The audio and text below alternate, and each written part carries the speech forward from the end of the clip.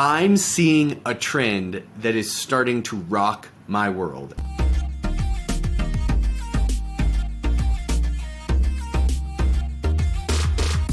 After working with dentists, with chiropractors, with physicians, all sorts of different healthcare providers, including functional medicine doctors. And what it is the healthcare provider midlife crisis of success. Yeah, I added that line there in the end. The midlife crisis of success.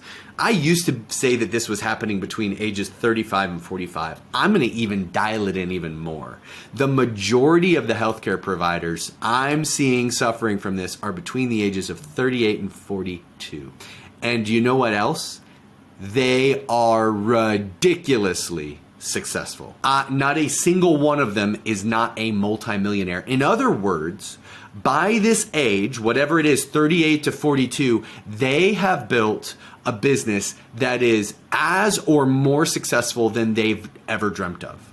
They have extraordinary cash flow, asset value. In other words, they've accomplished what they set out to accomplish.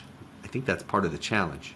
For those early years, say from the 20s through the 30s, that all of their energy and their focus and all of their validation, important point, came from the business.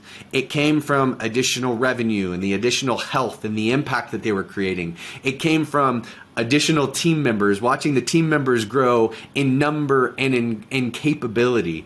It came from watching maybe additional locations and additional love from the world and other practitioners. A lot of these people were starting to end up on stage, a lot like my story, teaching other people how to do what they've done. And all of a sudden, as everything seems like it's coming together and you get to this point where they should be extraordinarily happy and excited and content and grateful, they're everything but. They get to a point that even as multimillionaires with successful healthcare practices, they're empty.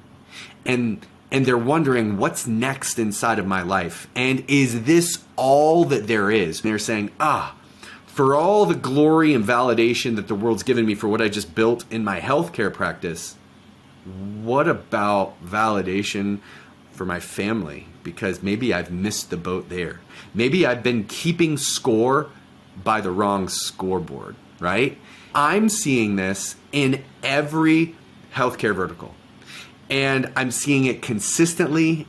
And when these healthcare practitioners wake up, all of a sudden it's time for everything to shift. And I'm going to tell you, there's some of them that make really big mistakes because of this crisis, that wake up one day and are like, screw it, let's burn it all to the ground. If this isn't the thing, then what is the right thing? And in almost every one of those situations, they don't actually find what they wanted by burning it all to the ground and starting over or trying something new. What it really takes is just a little pause and a little timeout and a little introspection to recognize that the thing that we were using to validate us to this point, it still is a good thing, but it's not how we're going to validate our lives as we go forward from this point. I've worked with a lot of healthcare providers and talking specifically about this and in giving them tools. But man, there's so many of us going through it. Are you a healthcare provider? Are you going through these same scenarios where you're realizing the things that used to matter most to you, the things you validated your success on, don't taste sweet anymore? Let me know.